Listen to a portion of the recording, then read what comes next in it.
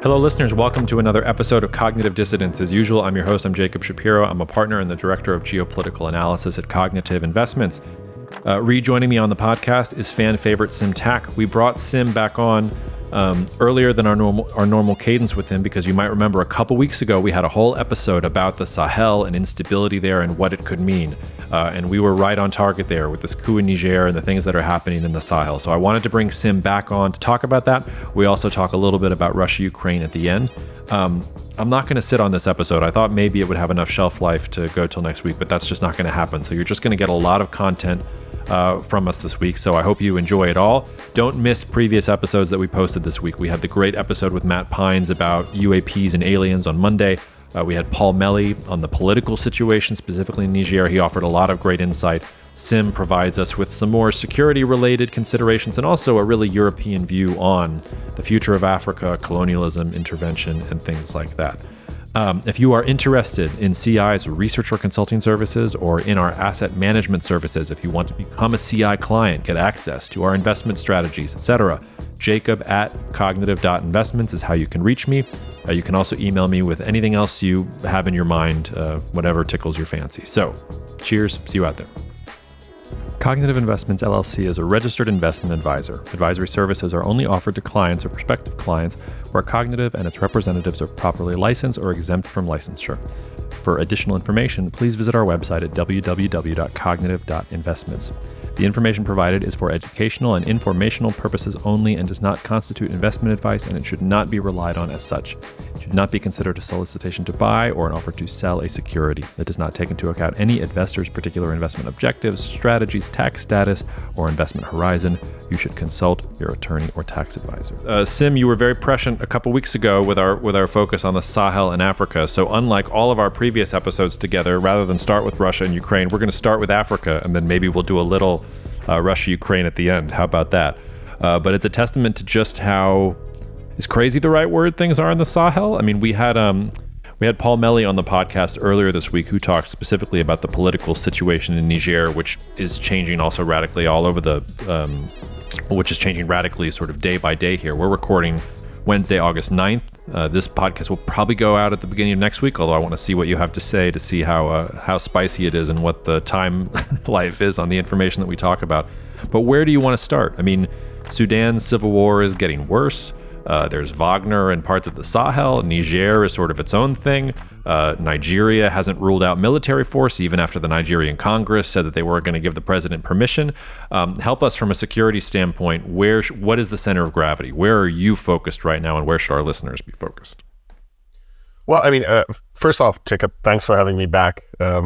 We're talking about Niger and the Sahel in general last time really kind of set us up to be talking about this now. But I think, center of gravity is a little bit of difficult to define because there's a lot of things happening. There's a lot of different scenarios that can develop from this situation.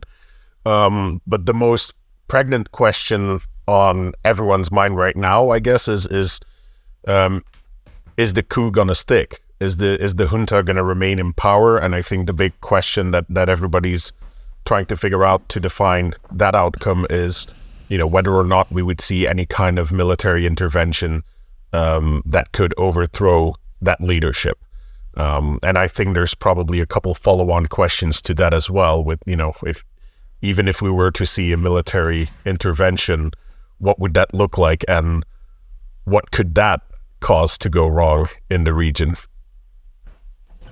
Well, that's a great question. So, I was talking with Paul earlier on the podcast, and he gave us a lot of great insights about the politics of Niger and things like that. But the one question that I felt like he danced around a little bit was, I was like, okay, well, Paul, if there is a military intervention, like, by who? Like, who has the guns here? Is this the Nigerian military? I don't think ECOWAS has a military. Is this the French are going to try to string something together? Is this Libya 2.0? It's very... One of the reasons it seems to me like a political accommodation is more likely, and there have been, some little signs. I think the EU said this morning, there's some room for mediation here. Nuland did get into the country. Blinken said that he talked to Bazoum, I think, in the last day or something like that. So you got these little signs that maybe things are going well, but on the flip side, also all of these tensions rising as well. So the question there is, if there is an intervention in Niger to unseat the junta, who's going in with the guns? Well, there's a couple different ways to think about that, right? First off, let's talk about the people that have been talking about intervention, which is ECOWAS, which of course includes Nigeria as the most populous country within ECOWAS, within the entire region, obviously. So Nigeria would have to be a big component of such a military intervention, I think, both in terms of capacity it brings, as well as in terms of its proximity to Niger. The fact that Nigeria shares a long border with Niger means that they actually have means to get there, which is something that we should not underestimate in this whole talk of a intervention. This is at the scale of the African countries that are talking about intervention. This is a immense logistical undertaking if they were to go ahead with it. So ECOWAS has a history of conducting interventions in the past in the sense of peacekeeping operations, taking part in peacekeeping operations. And then most recently in 2017, they conducted a very small intervention in Gambia. So Gambia was having a constitutional crisis, etc. Senegal, as one of the leading forces, Senegal geographically kind of encapsulates Gambia.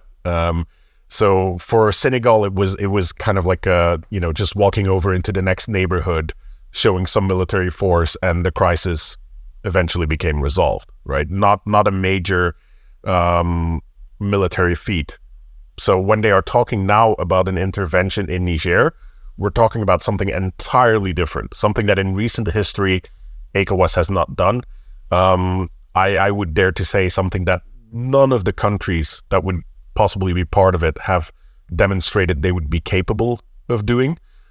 Even for Nigeria, even though they border on Niger, we've seen over the past 2 decades how much trouble they have had fighting Boko Haram in northern Nigeria. That has taken a toll on the Nigerian military, hasn't always been super successful. And now we're talking about mounting an offensive at an even further distance outside of Nigeria's borders, which you would imagine adds some of that logistical burden, against a force that I would still consider is better organized than Boko Haram at this point. You were being very diplomatic when you said that the Nigerian military has not had much success against Boko Haram. Well, not really. I mean, I get where you're playing at, that Boko Haram is still there, but there has been an era of more success than before in the struggle against Boko Haram. So in the final years of Goodluck Jonathan's rule in Nigeria, especially bringing in some of the mercenary forces, South African mercenaries, not Wagner in this case, but he brought in some mercenaries. They changed some ways about how they were fighting, and Boko Haram did take some punches. The area of operations got limited. We're no longer seeing them as active in the main population centers like Maiduguri and places like that. So it's there has been success against Boko Haram, but obviously the crisis is not resolved, right? So yeah, it's a little bit, on the one hand, it's a little bit tongue-in-cheek. The success is not complete, but there has been, improvement at certain periods of time. Well, let me again then just sort of summarize what you're saying less diplomatically, because I'm thinking about this from the Kooster's point of view. When I ask you who's going to go in with guns to follow through on these threats of a military intervention, it's basically no one. You're basically calling bullshit on it. There is no ECOWAS force. There is no regional force that is capable of going up against Niger's military, which I guess also sort of implied there is that you don't think France is going to do anything. You don't think the United States is going to do anything. Is that correct? It's basically the folks who have taken over the Niger's government can say, okay, you can threaten force all you want. What are you going to do? Who's coming for us? Probably none of you are coming for us. Is that the answer to the question? So when we're talking about those African actors, yes, for sure. However, you raise France and the US, and I think primarily France is probably one that we should be looking at here in terms of potential military adventurism in this particular region of the world. Wouldn't be their first rodeo, but they so far haven't indicated that this is something that they are planning to do. Electorally, it doesn't sit quite comfortably in France. Macron's typical electoral audience is not very gung-ho about these kind of security, foreign affairs issues. And in fact, I would think that a lot of his typical electorate is kind of opposed to those kind of actions as well. And we've seen Macron, over his presidency, reduce presence in Africa, wind down operations. I mean, obviously some of that under the pressure of events that have been taking place in the region, but still, you know, on a general, to use the popularized American term, in a general retrograde of France's presence in the Sahel. So, you know, I think it's questionable whether France would really consider conducting an intervention, but I think if they would, that changes everything, right? If France were to say, we want to depose this junta, I think that is well within their capabilities, especially if they manage to get some support from ECOWAS, some burden sharing, and that's all fine. But of course, that also puts France in a very difficult position. Now you've essentially just removed part of the Nigerian military, and now you have to work with what remains to try and rebuild all of those security initiatives that you had built before. So it's, even in that regard, it would be a loss. France would end up in a worse position than it was before the coup happened, right? So they can't salvage all of it. Which sounds like no military intervention to me. I mean, it sounds like there's nobody on the board who is going to be willing to... I mean, the risk reward isn't there either, because whatever you think about, you know, this you know, the people who have taken over in Niger, I'm having trouble pronouncing the word junta, so I'm going to try and avoid it for the listeners. If you see me stumbling around my words, that's why. I don't know why I'm having trouble with it this morning.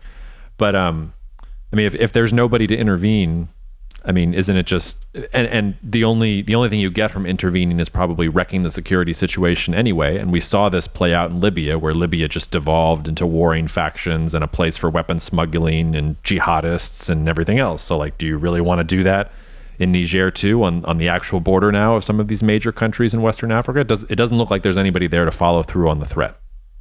Yeah, and I think in general, I agree with that. That's the way things are looking now. We'll have to see how that plays out. I don't want to completely close the door to the potential that there would be an intervention. Tomorrow, actually, on Thursday, August 10th, I believe, the ECOWAS leadership is actually going to be having a summit to decide what they're going to do in terms of this intervention or not. They had a ultimatum that ran out past Sunday. So, you know, we're past that. The intervention has not happened yet. That doesn't mean it won't happen.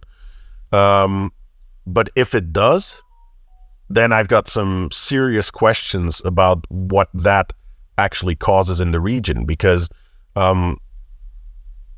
that capacity or the capability of Nigeria and other countries to quickly overcome the junta and their military,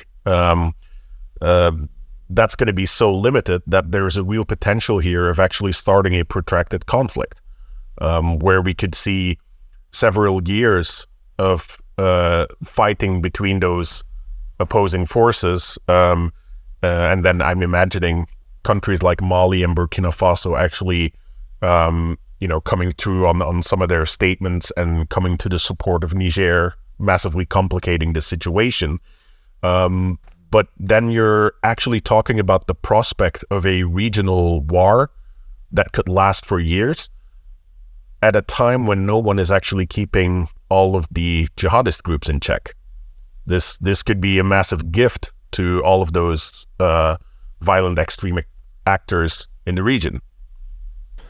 Well, this is something I wanted to ask you as well, because Paul on the podcast, in some ways the most shocking thing he said was that 70% of Mali is not under the control of the government. It's under control of jihadists themselves. And just this morning, I put on our CI knowledge platform a report about a military convoy from Mali that was headed towards Niger getting attacked by an Islamist group. So like if jihadists are going after military convoys that are on their way to Niger to ostensibly show support for that military regime, I mean, that's a hard target. That's not just, blowing up a mosque or doing some kind of terrorist act. That looks like a much more organized force. So, I mean, and you mentioned the prospects of a regional war. In some sense, it's already been a regional war for years, hasn't it? I mean, the level of jihadist activity, I mean, the Sahel has always been a place of lawlessness and things like that. But part of the reason we're getting these coups is because the security situation has degraded so much. So in some ways, it's just recognizing a war that's already happening, right?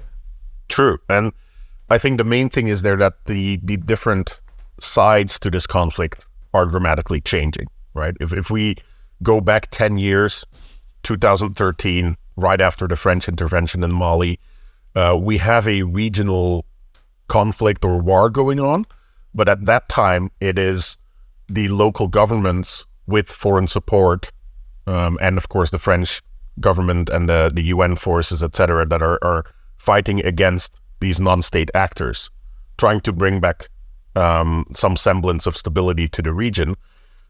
But now, with everything that's happened in Mali, Burkina Faso, now Niger, in that decade, we're talking about a potential situation where it's not just the local governments and their Western supporters against the non-state actors. We're talking about a conflict where on the one hand, we'll have those non-state actors, then we'll have some pro-Western or Western-affiliated countries in the definition of the current ECOWAS forces, Chad, which is not in ECOWAS, but of course has a very close relationship, security cooperation with France.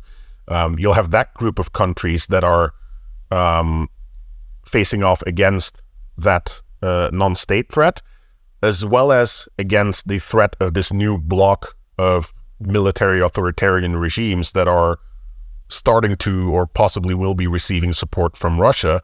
And, then it all starts to fall apart, right? The dynamics of the conflict, even if we could still define it as the same conflict that was happening before, the dynamics of it have dramatically changed. Well, and how do you think about, because I think most of the focus here has been on Niger, Western Africa, Nigeria population centers, but I mean, I believe Chad had a coup attempt of its own as well. Libya is not exactly particularly stable, and Sudan, I mean, is in the middle of a civil war. I think the UN said 4 million people have been displaced so far, and I know that's not, we're outside of Francophone Africa and it's a long ways away, but it's still part of the Sahel. So how do you start working in, like, are those things completely separate, or is this just sort of one chain of instability, and what's happening in Sudan is also going to come in and affect some of the things happening in West Africa? I mean, they're definitely not separate. All of this is very connected in different ways. First, to talk about Chad, actually, because I think Chad has a little bit of an underestimated position in this whole deal, and especially now with France possibly having to give up its security cooperation in Niger. It might become the sole bastion of actual anti-jihadist operations in the Sahel region. But Chad has somewhat of a level of internal stability. So you mentioned there a potential coup. There wasn't really a coup as much as there have been rebel attempts to invade the country from outside the country's border. So there's rebel factions that have found a home in Libya, came back into Chad, and were promptly received by French airstrikes. France is a little less risk averse when it comes to protecting Chad. That's kind of always been the case. And talking in the modern times, the past 2 decades, Chad has always been a little easier for France to invade into, which probably has something to do with the fact that a lot of Chad is very remote, rural areas that don't really impact a lot of people when they do something, right? But then what we also had is during that rebel advance, or continued fighting with those rebels after the incident I was talking about, the previous president, Idriss Déby, got killed in fighting. Or at least the official story is he He Right. died from wounds that he received on the front line. And then his son essentially took over. His son, who was already being prepared. So, not really a regime change or anything in Chad. France continues to work with the son of Déby, even though, we could raise some questions about the democratic values of the country. But, Chad, that's what Chad is. And I think there's not really a risk of Chad falling in the same way that Niger has, that Mali has, or that Sudan has become involved in its own domestic conflict. But of course, Chad on its own is just one lily pad that you have to deploy forces from. It's not it's not a massive solution to this region-wide problem.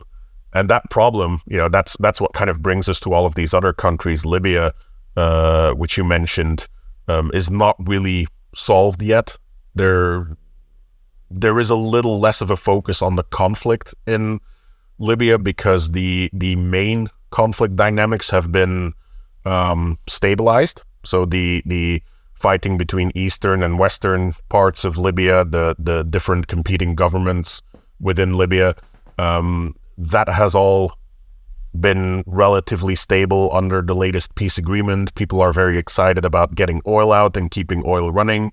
But in the south of Libya, in the Sahara Desert, which borders Niger, which borders Chad, you still have, local militias roaming around in the midst of criminal organizations that are engaged in illegal mining, human trafficking, and also in extremist organizations that have ties with jihadist groups, etc., or some of those rebel groups that then, try to fight their way into Chad.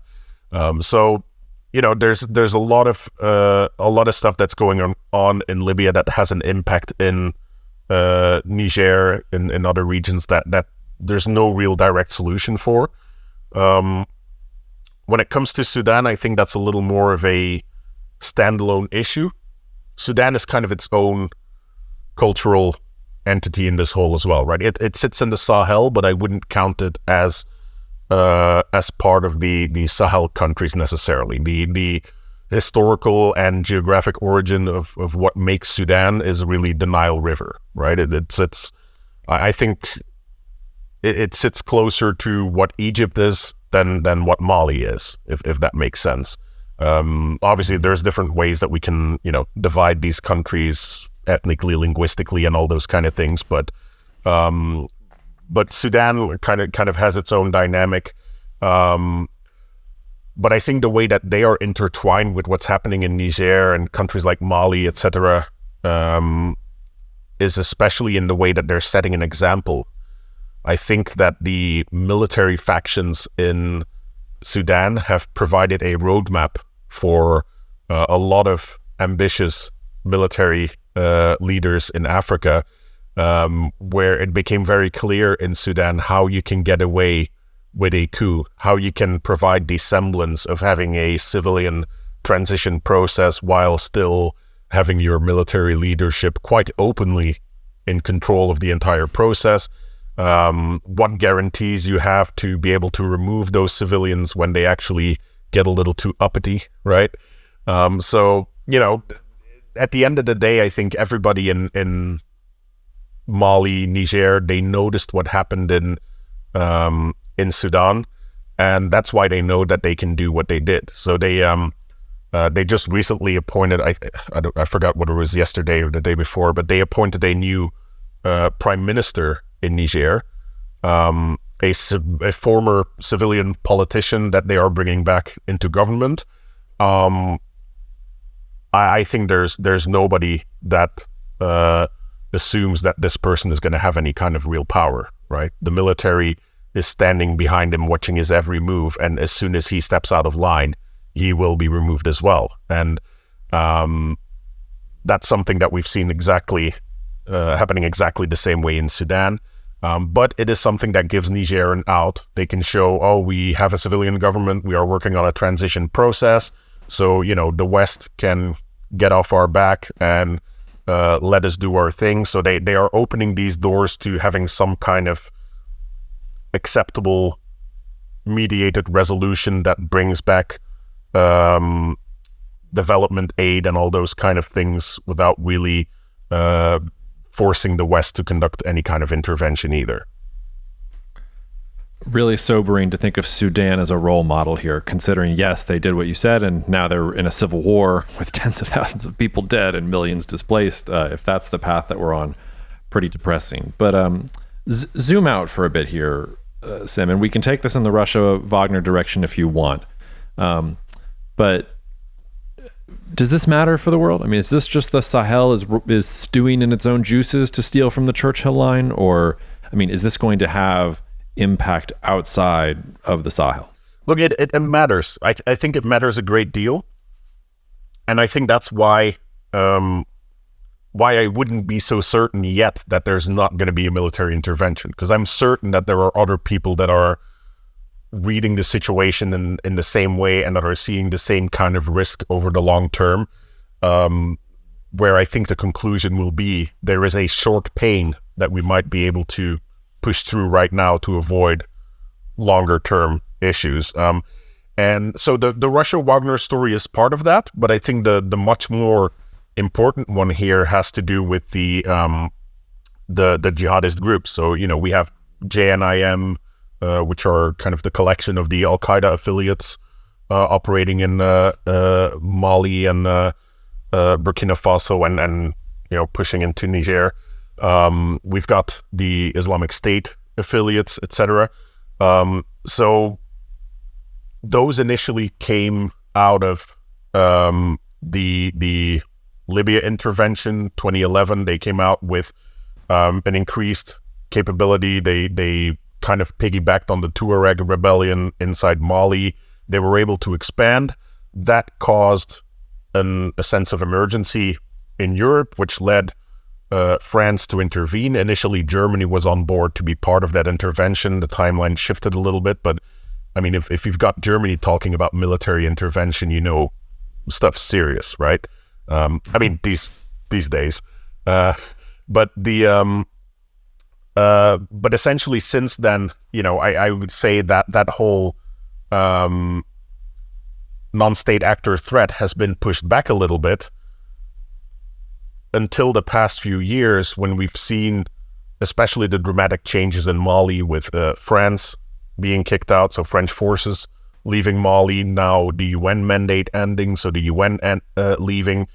But if we are now expanding that to Niger, kicking the French out, not having that cooperation again, and then the potential, and I think we alluded to it or spoke about it in the last podcast, but that potential of the jihadist territories in northern Nigeria physically connecting with the ones in Mali, in the northern Sahel, creating one big power vacuum where all of these jihadist groups can roam free.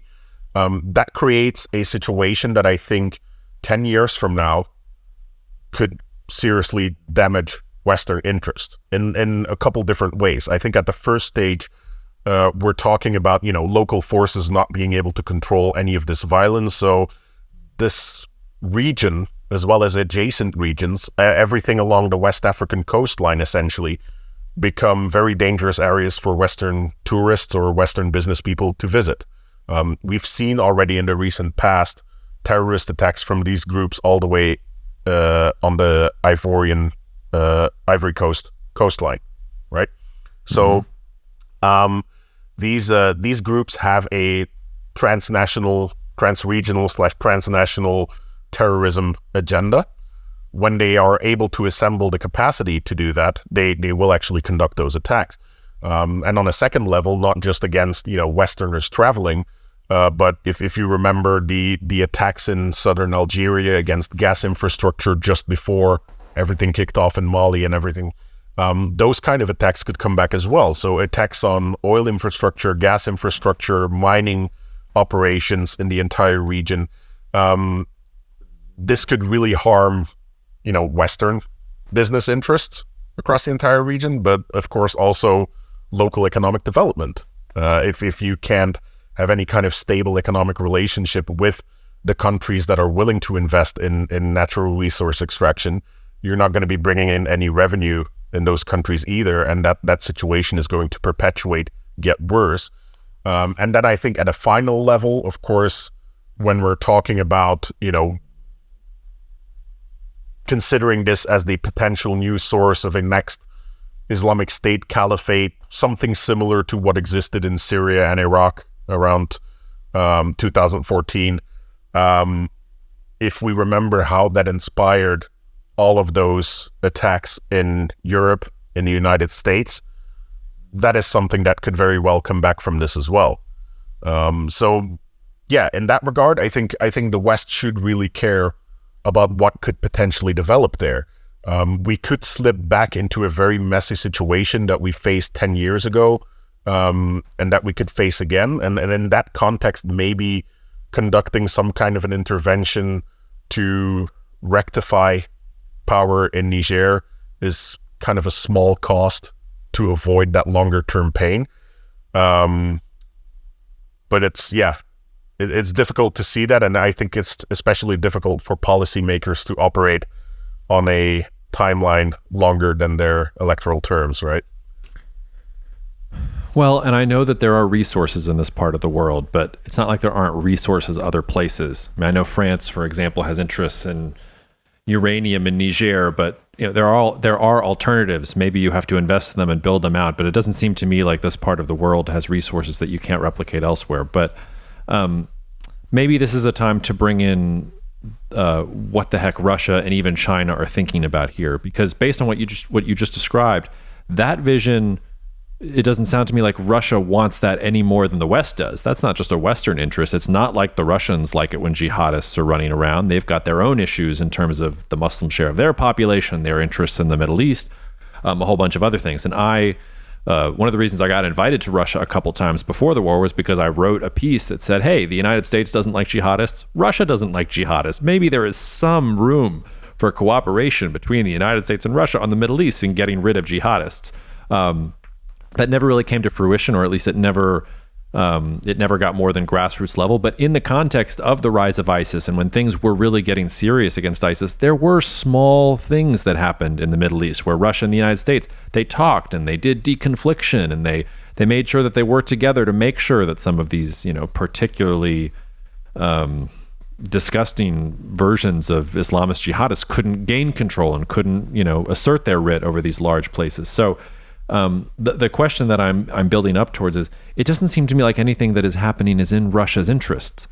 Like, it's not in Russia's interests for Prigozhin or Wagner to be, ruling over fiefdoms in Niger like it's Heart of Darkness, and having ISIS like right next door and the Al-Qaeda franchise next door to that. Is that really in Russia's interest? I would think that Russia's looking at this thinking, this doesn't look so good. And one of the things that sort of gives me some hope that read is right, that Algeria has been very critical of the coup in Niger and is having none of it. And Algeria has sort of aligned itself more with Russia and China in general. So maybe talk to me about Russia's interests here. Like, am I anywhere close to reality, or is that just wishful thinking? Well, I mean, my analysis of Russian interests would be very similar to that, but I think we also need to be understanding that Russia's perception of its interests might be different from that analysis. And I mean, we know that in Africa, Russia's been operating on a very, very oversimplified concept of realpolitik and how it's been trying to expand influence in the African continent. They are thinking about Africa in really old school colonial terms,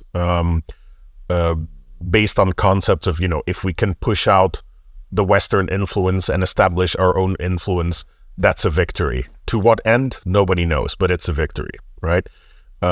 So that kind of thinking is not very productive in dealing with these kind of crises. And I think that given, the intense escalation between East and West over the course of the conflict in Ukraine, that Russia also sees some additional wins in their behavior in Africa by simply causing things that the West does not want.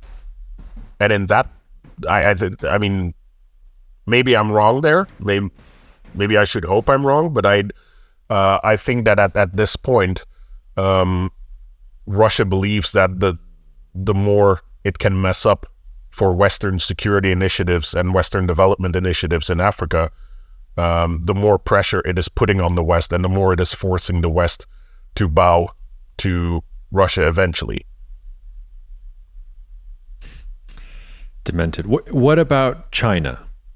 Because China also, China has interests in economic development in sub-Saharan Africa. The whole threat of China has been, hey, China's building the roads and building the infrastructure, and they're getting access to the resources. I would think that China also has no interest in seeing this level of instability in Africa. They have investments of their own in countries like Niger trying to build infrastructure there. If China wants to behave like a great power, here's an opportunity, China. But, it also, as you said, this entire thing also trapes on tropes. That's quite a sentence I just came up with there. Trapes on tropes of colonialism in general. And I don't think it's just Russia here. I wrote this a couple of years ago, actually right before the pandemic. I put out a report on this and talked about how one of my predictions for the 2020s was a renewed scramble for Africa and neocolonialism 2.0. And maybe we won't call it colonialism because that's politically incorrect. But that sure is what it looks like. If sub-Saharan African countries aren't going to stand up and represent themselves and represent their own interests, you've got great powers circling the continent, trying to get access to resources, trying to get new export markets, trying to get access to cheap labor and things like that. You start to put it all together, like that looks an awful lot like colonialism. I rambled a little bit there, but where does China fit into this? So before I answer on China, I will talk about China, but first, I think that's a really interesting thought that you're positing there on that return of colonialism and under a different name, etc. I think there's one really important question there. Even if you want to do the best things that you want to do for Africa from the perspective of the West, if you want to help Africa establish stability, and I'm talking about Africa in a very general sense here, but if you want to help Mali, if you want to help Niger, and obviously we can't just tackle Africa as one single unit. There's a lot of different situations, a lot of different dynamics going on in different places. But if you want to help these countries establish stability, find some kind of maturity in governance, and economically develop themselves, improve their infrastructure, etc., all the things that you would have to do in order to achieve that, how different do they look from colonialism? Right? And it's a tough question because you can argue from the perspective of a Westerner, I want the best for Africa. We want to improve their security. It helps us with our security as well. It's a win-win situation. Rarely do countries do something out of pure altruism. But I think a lot of the things that we are also painting as neocolonialism can also be done with the best intentions, right? I don't think it's necessarily a motive of exploitation that is below all of these things, but that is the connotation that those terms carry, right? I'll hear you, and I'll jump in though, which is to say, colonialism 1.0 wasn't a bunch of evil people with mustaches looking at Africa and being like, we will conquer this territory for ourselves. They also had an ideology of, we are helping these people. This is the white man's I feel burden. like you've we missed must part bring of these Belgian people history into there. Modernity. Well, the Belgians were particularly noxious from that point of view. But even the Belgians perfectly summarized Leopold II's approach to Congo. But yeah, no, but I get your point. I get your point. Yeah, the ideology was not that we're going to do evil things to Africa. It's no, we're helping Africa, and yes, we're taking all these things. And it's like what you're talking. Maybe I'm being a little too cynical, but yes, of course we're helping Africa, and we want to extract all these resources and do all these other things that are for us. That was the whole thing. It's not like anybody started a war saying they were the evil ones, and it's not like anybody colonized a country thinking they were doing something evil. They thought they were doing something right, at least in their framework of what morality was, however demented it looks to us today. No, that's fair. That's fair. And those perceptions and the content of those actions change over time, of course. I guess the main point that I want to make is this is, when we are talking about the Western role in Africa and comparing that to the Russian role or the Chinese role in Africa, I think it's important to make that kind of to kind of distinguish between the motives that are behind it, the motives and the methods, because I don't think this is the same kind of situation that we saw in the 1800s when it was great powers competing to have chunks of Africa under their control to be able to exploit in one way or the other, regardless of how they explain that at home. I think that's a way of thinking that's today really not present in Western thinking when they are planning these kind of operations. When France is thinking about whether or not to intervene in Niger, I think they're not really thinking in those terms as much as they are thinking about, how can we salvage our regional stability operations? How can we avoid those future security problems, etc.? So I just think that it's important to separate that from what I consider to be the Russian thinking, which is more about, hey, like which countries can we color in on the map and drop some Wagner dudes and then say that they're part of the Russian Empire.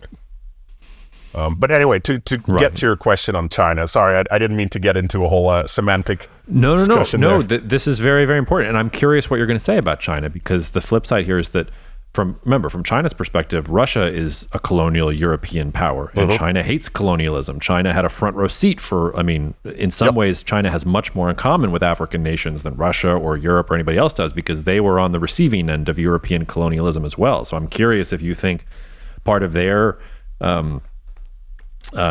unwillingness to wade in here is that because maybe the real anti-colonialist answer to my question is, we don't have an interest. Leave them alone. Let them deal with their own things. But anyway, answer the China question. I'm curious where you're going to take it. Yeah, I think China definitely has an interest, but I think that China is very different from all the other countries in the world, and that might be that difference between having that colonial, the colonizer history versus the colonized history, right? But China, in its Africa policy, and I think in most parts of the world, have taken a very soft power approach, right? I mean, we've talked a lot in the West about soft power, and we try to embody that, but at the end of the day, it turns out all of our biggest decisions come down to the use of hard power. But when it comes to China, they have always shied and continue to shy from any kind of direct military intervention, or even really forcing regime change in countries in Africa. So I think that makes China very flexible in dealing with these kind of crises as well. So in Niger, yes, they have their economic interests in mining, in infrastructure development, etc. But whether it's Bazoum running the country or the military leadership taking over, I think that China is also very aware that they can work with whoever runs Niger. They might have to... Even ISIS? Well, that's a difficult question. That one might be a little unconsolable with some of their domestic concerns. But probably not ISIS. But I think it's especially authoritarian military regimes, I think they don't have a problem with that. They might even see some benefits to the long-term relationship they can build there, as opposed to civil governments that might change every now and then. But none of these regimes in Africa, whether democratic or non-democratic, have any problems working with China either. China brings in bags of money. China brings in infrastructure, and we can question the whole setup that they do, how sustainable that whole approach is, both for China and for the African countries. But the fact is that at the first glance, this is a positive and useful cooperation. So I think China just doesn't risk losing anything in these kind of crises. So they are not in a position where they would have to consider conducting any kind of intervention or supporting it. I don't think they're in a position where they would have to condemn anything that's happening either, because I think they just know that they will be there before and after, regardless of what happens. Well, to make your point even sharper, neither China nor Russia have the straitjacket of shared values to deal with. Yeah. So when Blinken is even out there talking about Niger, or Victoria Nuland is in Niger, they're talking about shared values and democratic values and things like that, which, this is where I lose a little bit of my objectivity, and Western hypocrisy bothers me a little bit, because A, what shared values, and B, let's just take the United States for example. The United States has close relations with Saudi Arabia and has for decades. The United States has done an about face on El Salvador recently. It has all sorts of nefarious connections with military authoritarian regimes when it has suited it to do so. But you get into these weaker countries, and suddenly we're talking about shared values, and shared values is in the first paragraph of what's going on in Niger. Like, there's just something there that doesn't quite line up. If you're pursuing values-based foreign policy in Africa, the actors that are not pursuing values-based policies, they will be the victors in the long run. Yeah, and I think that's exactly the dynamic that we've seen play out in Mali, Burkina, Niger, where, on the one hand, the militaries in those countries have grown tired of not achieving success in a physical military sense. But on the other hand, they also feel from their own perspective that they have been massively restrained, because they are not able to deploy the very crude and inhumanitarian methods that they would normally be deploying in a situation like that. So they feel like they are being handcuffed while their leadership is talking about democracy and human rights. And I think it's that kind of disconnect that effectively causes these military leaders to launch their coups, and finds them in bed with Russia, with Wagner, who obviously have no qualms about approaching things in the very same way. Yeah, and I mean, you probably saw this, that Bazoum was able to, he wrote an op-ed that appeared in the Washington Post, and it's an interesting article, and we posted it in the last podcast we did, but the last a couple sentences are, I call on the U.S. government and the entire international community to help us restore our constitutional order. I mean, like, the United States is not going to do that. Nobody is coming to rescue Niger's constitutional order. Like, if Niger is going to rescue its constitutional order, it's going to have to come from Niger themselves. And I don't know, that just underscores your point. It's going to be very difficult. But the question is, though, should we? And, this is, I think there, in a lot of ways, the way that the world has to make a choice about how they react to the situation in Niger is very similar to the way that the world has made a choice to react to Russia's invasion of Ukraine, and connecting to the same choices that we made in the past when Russia went to war in Georgia, when Russia first came into Ukraine in 2014. The center of all of these questions is the concept of a rules-based society, a rules-based international society, right?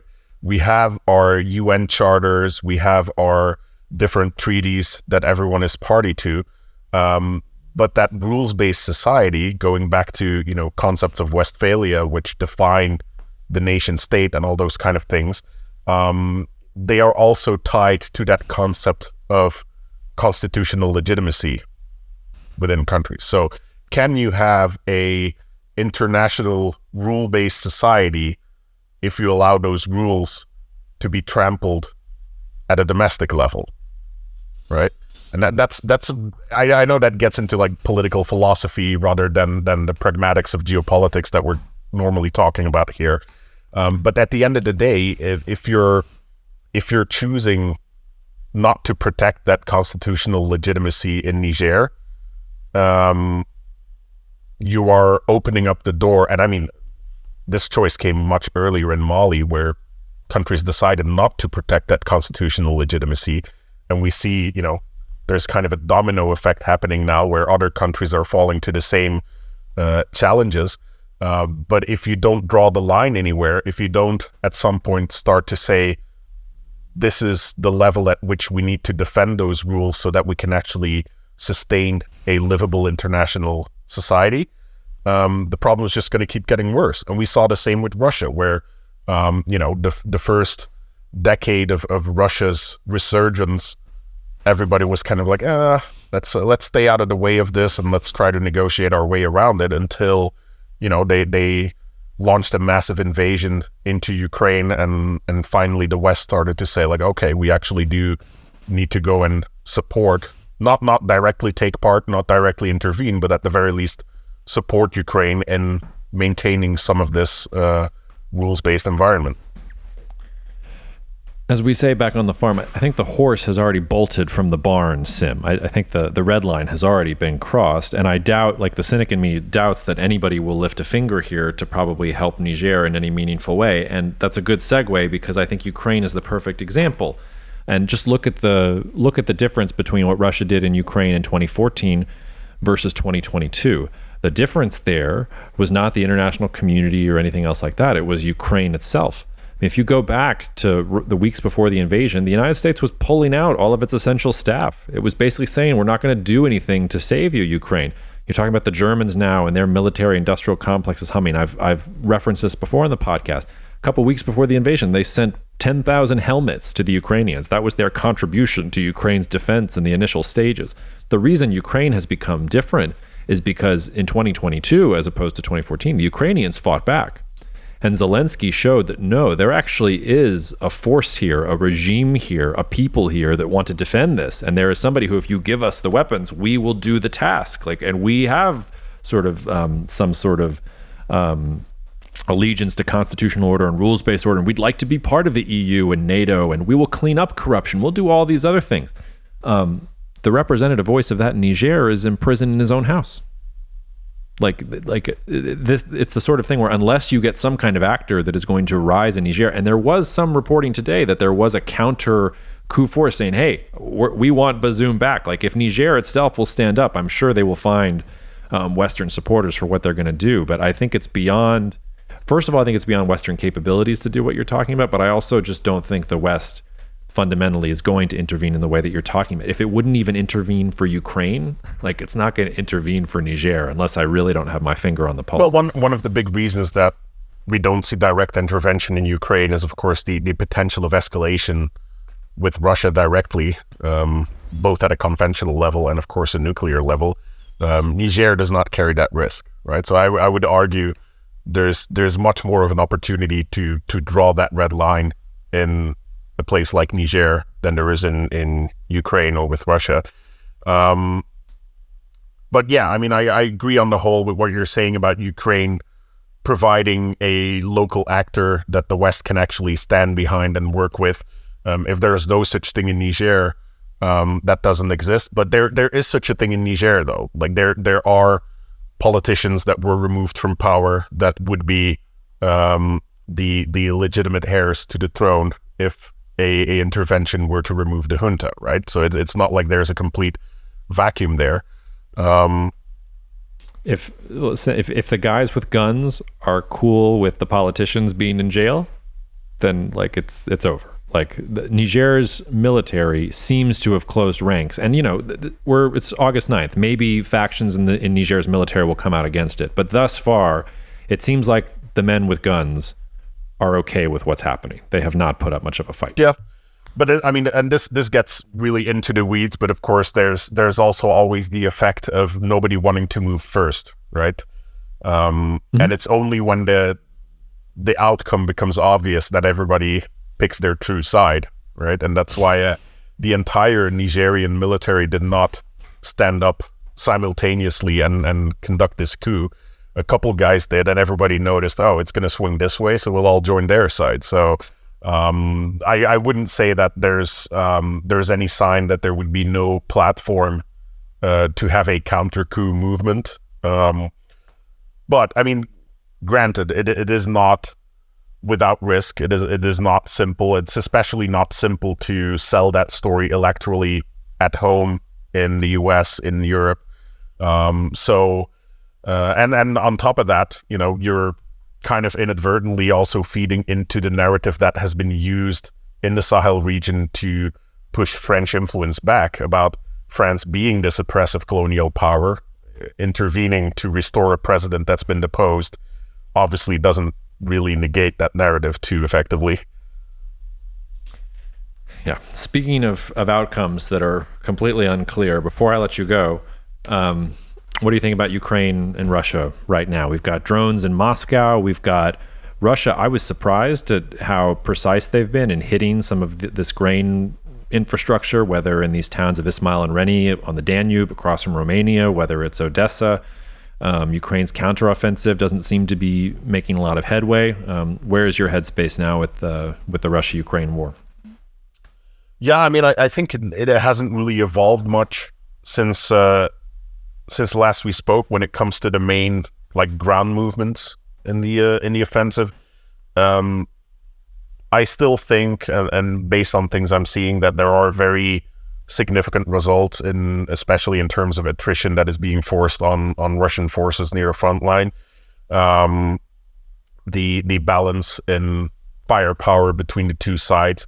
I guess the main thing is that, as Russia gets weaker on that front line, of course, the Ukrainian forces that are pushing also grow tired, right? So the question is, once that opportunity for breakthrough really presents itself, where is that difference between those two going to lie? And I'm still hopeful that we will be able to see those kind of breakthroughs before winter and actually see some significant recovery of terrain, which will keep Ukraine in the fight. At the same time, when we look away from the actual front lines and the ground war, I guess, I think it's been very notable how Russia has been unable to fend off all the attacks against their navy, right? We've seen some very major incidents in the past 2 weeks with a couple of Bukov corvettes being targeted, a Ropuka vessel being nearly sunk, and an oil tanker that was serving Russian military operations also being hit. So, there's been some very notable results there in restraining Russia's freedom of movement in the Black Sea, which is always something from the beginning of the conflict, since before the conflict, it's the one part that everybody always assumed would be uncontested, right? Russia's ability to operate in the Black Sea, because Ukraine doesn't have a navy, etc. And I think Ukraine has really, really proved everybody wrong, including myself. Didn't see that coming at all, but they are almost completely containing the Russian Navy to its ports, and that's massive in terms of result. And then when you combine that with some of the long distance strikes that that Ukraine has been conducting against the bridges in northern Crimea, so the bridges connecting Crimea to the Ukrainian mainland, as well as some of the attacks against the Kerch Bridge, there's a lot of focus on disrupting those logistics that run through Crimea, which, depending on how the war goes on the ground, could put Russia in a really difficult position still to sustain their control over Crimea in the long term. But we'll have to see those advances and the breakthroughs actually happen at the front line. Okay. Well, Sim, I know you're super busy with everything that's going on. Thank you for making the time, and we'll have you back. We'll have you back in a couple months to talk about whether those breakthroughs happened or not, if you're down for it. Yes, definitely. Thank you. All right. Cheers. Thank you so much for listening to the Cognitive Dissidents podcast, brought to you by Cognitive Investments. If you are interested in learning more about cognitive investments, you can check us out online at cognitive.investments. That's cognitive.investments. You can also write to me directly if you want at jacob@cognitive.investments. Cheers, and we'll see you out there. The views expressed in this commentary are subject to change based on market and other conditions. This podcast may contain certain statements that may be deemed forward-looking statements. Please note that any such statements are not guarantees of any future performance, and actual results or developments may differ materially from those projected. Any projections, market outlooks, or estimates are based upon certain assumptions and should not be construed as indicative of actual events that will occur.